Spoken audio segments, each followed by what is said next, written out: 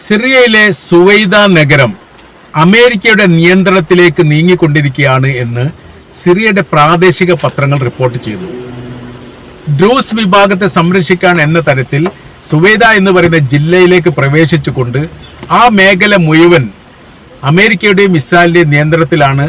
ഈ സിറിയയുടെ സൈന്യത്തിനോ അല്ലെങ്കിൽ അവരുടെ യുദ്ധവിമാനവുമായിട്ട് ബന്ധപ്പെട്ട യുദ്ധ കവചിത വാഹനങ്ങളുമായിട്ട് ബന്ധപ്പെട്ട യാതൊരു വസ്തുക്കൾക്കും ഈ മേഖലയിലേക്ക് പ്രവേശനമില്ലെന്നും പ്രവേശിച്ചു കഴിഞ്ഞാൽ വെടിവെക്കുമെന്നുമാണ് യഥാർത്ഥത്തിൽ ഇപ്പോൾ അമേരിക്ക പറഞ്ഞിരിക്കുന്നത്.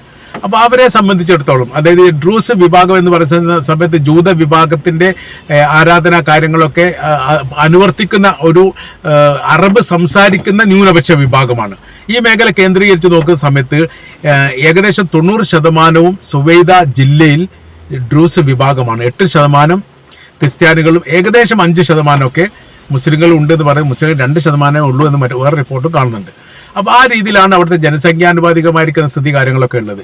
ഈ വിഷയത്തിൽ ഇടപെടുക എന്ന് പറഞ്ഞാൽ ഡ്രൂസ് വിഭാഗത്തിന് പ്രത്യേകമായിരിക്കുന്ന ഒരു പ്രദേശം, നിയന്ത്രിത പ്രദേശം ഉണ്ടാക്കി കൊടുക്കാനുള്ള ശ്രമം ആഭ്യന്തരമായ രീതിയിൽ അമേരിക്ക നടത്തുന്നുണ്ട് എന്ന് സംശയിക്കുന്ന തരത്തിലാണ് ഈ മേഖലയിൽ റിപ്പോർട്ട് വരുന്നത്. ഏതായിരുന്നാലും സിറിയയുടെ അവസ്ഥയും വളരെ ദയനീയമായിരിക്കുന്ന അല്ലെ പരിതാപകരമായിരിക്കുന്ന സ്ഥിതിയിലേക്ക് നീങ്ങിക്കൊണ്ടിരിക്കുകയാണ് എന്നുള്ളതും അതിന് ഇസ്രായേൽ വലിയ രീതിയിലുള്ള ഇടപെടൽ നടത്തുന്നുണ്ട് എന്നുമാണ് നമ്മൾക്ക് മനസ്സിലാക്കാൻ വേണ്ടിയിട്ട് സാധിക്കുന്നത്.